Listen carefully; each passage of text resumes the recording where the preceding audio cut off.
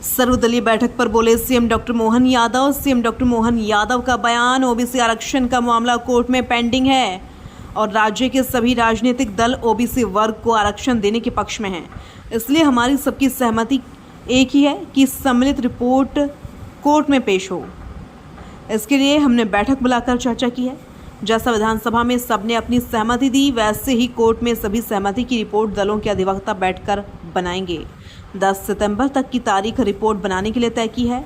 इससे पहले कोर्ट ने भी 22 सितंबर से डे टू डे सुनवाई की बात की है, इसलिए सबकी बात सही से रखी जाए। 10 सितंबर तक हम रिपोर्ट तैयार करेंगे।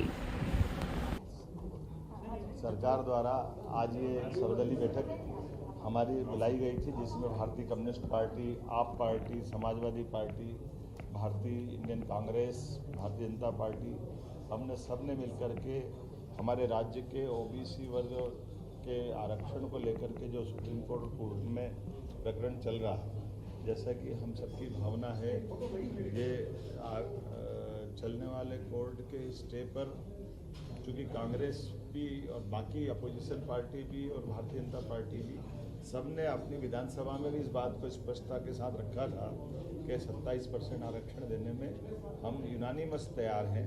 तो चूँकि कोर्ट में अलग अलग वकील लड़ रहे हैं, अलग अलग प्रकार से प्रकरण है, लेकिन चूँकि सुप्रीम माननीय न्यायालय ने एक निर्णय लिया कि वो 22 सितंबर से डे टू डे की इसकी हियरिंग करेंगे। ऐसे में डे टू डे की हियरिंग करने में हमारे सब वकीलों का भी मत इकट्ठा आए या वो वकील बैठ करके डिसाइड कर ले कि क्या हो सकता है, वो उस तरह से अपनी लाइन बनाए। हम सब मिलकर के हमारे जो विधानसभाओं के अंदर अलग अलग हमने सबने अपनी बात का समर्थन दिया था, उसी बात के लिए दोबारा आज हम सब बैठे भी हैं और एक सर्वदलीय संकल्प हमने भी पारित किया है, जिसके आधार पर ये ओबीसी आरक्षण देने के लिए एकजुटता एक फोरम पर आए और इसी में विधायिका, न्यायपालिका, कार्यपालिका सम्मिलित रहे। इसके क्रियान्वित करने के समेकित प्रयास करेंगे और इससे जुड़े वकीलों को 10 सितंबर के पहले सभी सामूहिक रूप से बैठ करके बात कर ले, क्योंकि ये बात सही है कि जो हमारे होल्ड ये जो 14 और 13% के अभ्यर्थियों का प्रकरण चला है, तो 14% क्लियर हुए लेकिन 13% पेंडिंग है।